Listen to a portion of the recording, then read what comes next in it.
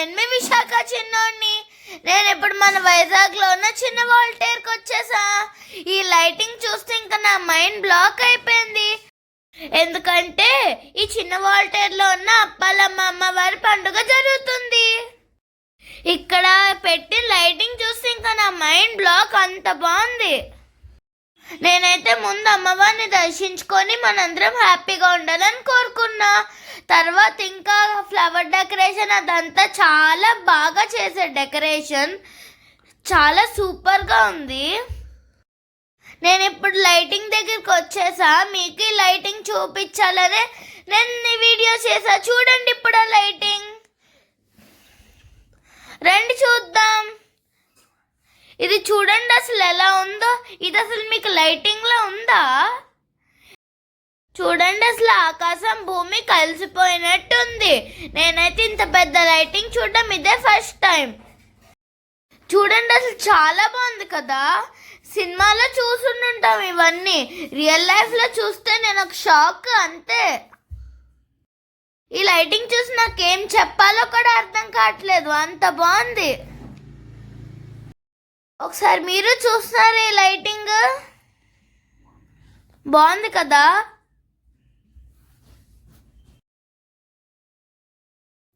చూడండి వేరే design lights ఇవన్నీ. ఒక్క డిజైన్ నుంచి వేరే డిజైన్కి చాలా బాగా మారుతుంది. ఇది ఆపోజిట్ సైడ్ ఉన్న డిజైన్. పదండి వెళ్ళి చూద్దాం. నాతో పాటు చూస్తున్నారా మీరు కూడా? అబ్బాబ్బాబ్బా, అసలు చూడండి నాకు 2 కళ్ళు సరిపోవట్లేదు చూడ్డానికి, అంత బాగుంది లైటింగ్స్. చూడ్డానికి ఎంత బాగుందో కదా. చూడండి ఇది వేరే డిజైన్. ఆకాశంలో పువ్వులు వేలాడుతున్నట్టుంది. ఒక్కోటి బాగా డిజైన్స్ మారుతుంది. చూడండి అసలు ఎంత బాగుందో. చూడండి నాకైతే చాలా నచ్చింది. మీకు చూపిద్దామని నేను ఈ వీడియో చేసా. చూడండి ఈ లైటింగ్ గురించి మీకు ఏమనిపించిందో అది కామెంట్ చేయండి. అందరికీ వెళ్ళడం కుదరదు కదా, అందుకని నేనే ఈ వీడియో చేసి మీకోసం పెట్టా. మీకు ఏమనిపిస్తుందో కామెంట్ చేయండి ప్లీజ్, ఓకేనా? చూడండి దారి పొడవున ఇదే లైటింగ్. అసలు ఆకాశం అవేం కనబడట్లే. దీని అంతటికీ ఎంత ఖర్చు అయిందో మీకు లాస్ట్లో చెప్తా. చూడండి ఎంట్రన్స్లో మహాలక్ష్మి అమ్మవారి లైటింగ్ చాలా బాగుంది కదా. చూడండి ఎంత చూడముచ్చటగా ఉందో కదా. ఇప్పుడు వరకు నేను మీకు అమ్మవారి గుడి దగ్గర పెట్టిన లైటింగ్ చూపించాను. ఇప్పుడు మీకు జంక్షన్ దగ్గర పెట్టిన లైటింగ్స్ చూపిస్తాను. పదండి చూద్దాం. ఇక్కడ లైటింగ్ ఏమి తక్కువ కాదు, ఇక్కడ లైటింగ్ కూడా చాలా బాగుంది. చూడండి నాగమ్మ అవతారంలో ఆర్చ్ పెట్టారు. దాని లోపలికి వెళ్తుంటే అలాగ అమ్మవారి ఆర్చ్లు అవన్నీ ఒక 10 to 20 ఆర్చెస్ ఉన్నాయి. పదండి మీకు చూపిస్తున్నా. అదిగోండి చూడండి ఎన్ని ఉన్నాయో. అలా లోపలికి వెళ్తుంటే వస్తూనే ఉంది. సేమ్ ఆర్చులు భలే ఉన్నాయి. అందరికీ చెప్పడం మర్చిపోయాను, మళ్ళీ రేపటి నుంచి లైటింగ్ తీసేస్తారు. రేపే కదా పండుగ, మీరందరూ వెళ్ళి విజిట్ చేయండి, ఓకేనా? అందరూ మర్చిపోకండి. ఇలాంటి లైటింగ్స్ మన వైజాగ్లో ఎవ్వరూ పెట్టలేదు. వీలైతే మీకు ఈ జాతరలోకి వచ్చి చూడండి రేపు. ముందు చెప్పాను కదా లాస్ట్లో దీనికి ఎంత కాస్ట్ అయిందో చెప్పాను కదా.